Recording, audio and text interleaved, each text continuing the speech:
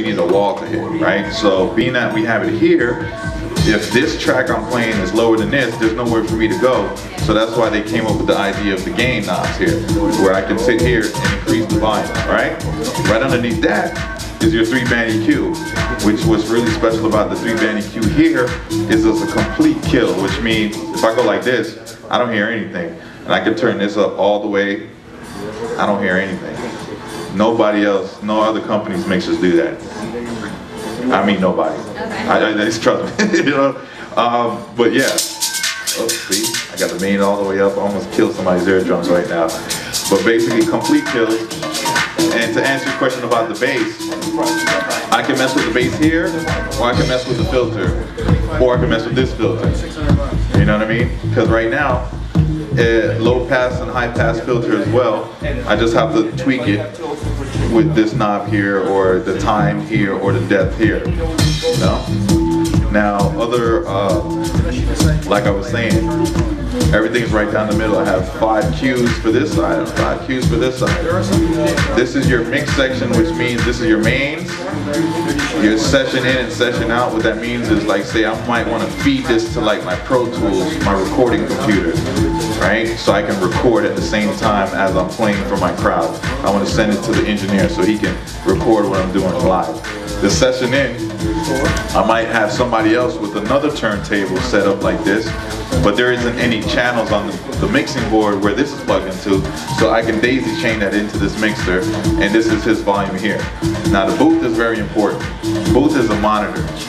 Like, I would call this a monitor. And the reason why that's important is because you're in a stadium of 20,000 people, and the line array speakers are hanging over there, and they're all the way in the back. And when you're playing, there's a delay from where those speakers are to where you are. So if you're listening to what those is coming out of the speakers, and you're trying to mix, you're going to be completely off.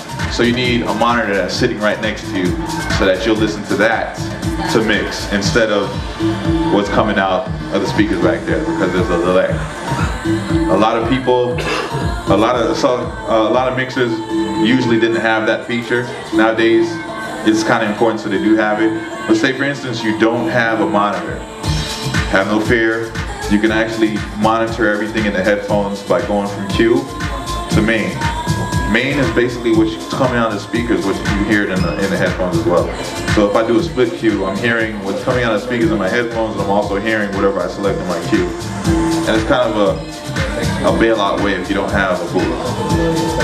Over here is your mic section, where you can turn the mic on normally, or you can do a overdub type of thing where you hold it right here, it'll drop the music a little bit so you can make your announcements. You let it go, it goes right back to the same level, which is cool. 2-band EQ on that. You can also assign your effects to that. So if I'm talking on the mic and I want to put a little echo, you know, or whatever effect I want, I can assign it to there. Same thing with my auxiliary ends on this side. Say for instance, you're doing a gig and somebody's like, hey, do you have this song? And you're like, I never heard that song in my life. And they're like, well, look, I have it right here on my phone. And you're like, well, what do you expect me to do? I can't put it in my computer. Well, you can plug it in your auxiliary here, play it off of their phone, and this is the level for that. You also have a filter for that, which is the same thing as this. And you can also route any of the effects to that right there. On both sides here, you have your scrolling crates and assign buttons on this side, as well as your looping, manual, and auto on this side. So basically, everything on both sides, as far as EQ, effects, looping, scrolling, assigning. What you can do is go to our website, and there'll be a manual, highlight the manual, print the manual. Everything is telling you. Yeah, it's a lot. So if you want to review, you can always have a manual. There's a video on YouTube. Yeah. But one thing I forgot to tell you about the looping, which is cool, when you go to the auto loop, you have a roll feature, and you also have the templates here, which you can select right here, right?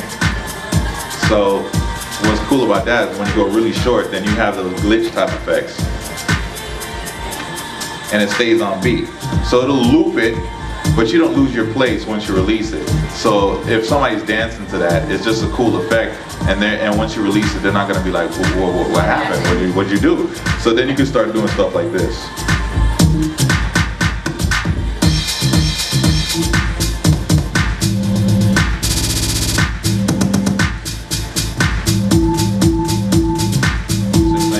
So, you know, another thing to, you know, put a stamp on your mix, you know what I mean? Right. Especially if you really know your music, Yeah. and like where certain parts come in that you might, all right, I'm gonna freak it right here. So that's what that does. And let's look at the front of the mixer really quickly. Like I said, this is the contour control. This is for your crossfaders, right? And these are for your upfaders. And then you also have a reverse. Some people DJ in reverse. They call it, yeah, they call it hamster. Remember how I said you go this side for this one, and this side for this one? Some people like it this way where you go in reverse. And that's because the way that originated was, what happened was they probably got a Radio Shack mixer in the early 80s that didn't have a crossfader, it was just upfaders. So they started mixing and scratching like this, where their hands going this way to get to the fader. So it's the same thing as going that way. See what I'm saying? So that's how that worked. Right. Now if you notice on the front here, you got the traditional 1/4 inch in the headphone and the 1/8 inch right here. And what's cool about that is a lot of times people lose this and they're at a gig and they're like this. Oh man, I'm stuck, you know what I mean? So we have both plugs here. Same thing. I just feel more comfortable with this because it's bigger and it might not snap as easy as a small one, you know?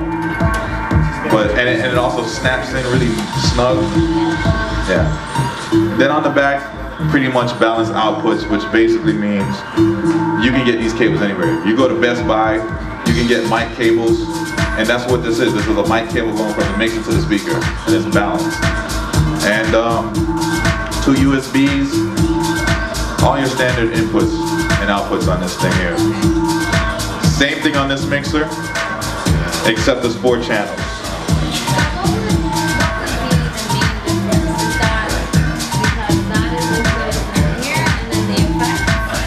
Well, the main difference is the channels and the ability to simultaneously mix 4 channels at once. Because if this was plugged in, you see how I have 2 waveforms here? I can show you a screen where it's 4 waveforms. I don't know if it'll show me now because it's not plugged in. I never actually tried it. You see, it won't show it. Yeah. If this one was a 4, what would be the difference? It was alright. If this was a 4 controller?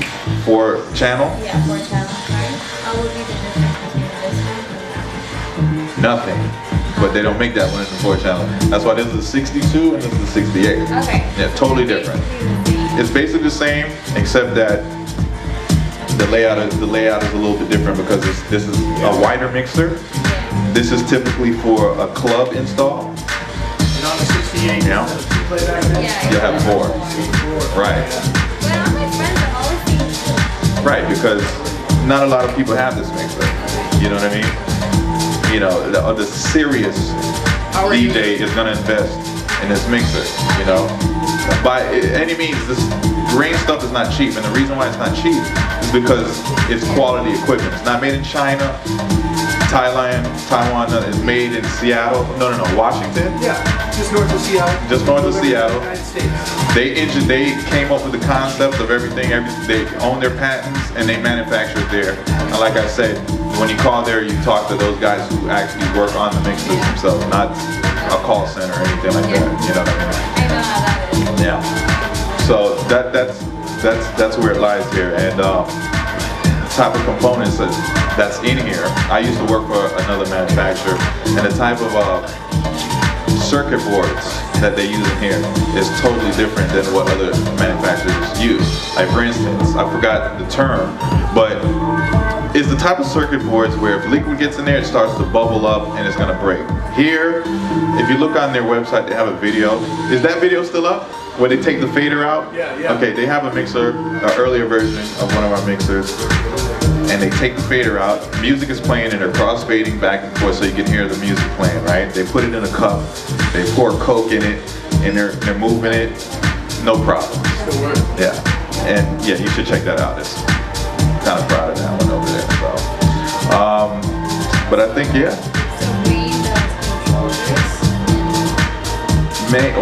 Rain does the hardware, which is the mixer, which essentially is a controller because you can mini-map this mixer.